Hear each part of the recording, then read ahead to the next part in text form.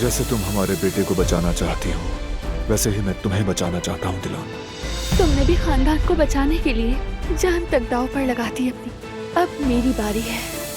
हर चीज मांग लो, लेकिन प्लीज ये नहीं, ये मुश्किल है। शायद मैं अपने बच्चे को माँ का वो प्यार देना चाहती हूँ जो मुझे कभी नहीं मिला। जब दिलान याद आती है दिल धड़क उठता है। तुम्हें याद है ना, एक वक्त था वो मेरे लिए अपनी जान तक दांव पर लगाने के लिए तैयार हो गई थी, और आज देखो मैं अपनी बहन के लिए कुछ भी नहीं कर पा रहा। मैं आप सबको बिल्कुल भी परेशान नहीं करना चाहती थी, क्योंकि आप सब मेरी फैमिली है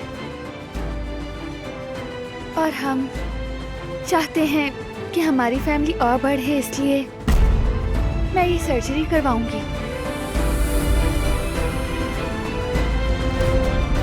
फरहाद कारा बे के कत्ल की कोशिश में मतलूब है जवाहिर। क्या हुआ, खैर तो है? चेहरा क्यों पीला पड़ गया तुम्हारा? अरे मुझे एक जरूरी काम याद आ गया, मैं उसे निपटा के बस अभी वापस आता हूँ। इसकी हरकतें कुछ मशकूक लग रही हैं। मुझे भी कुछ समझ नहीं आया बॉस।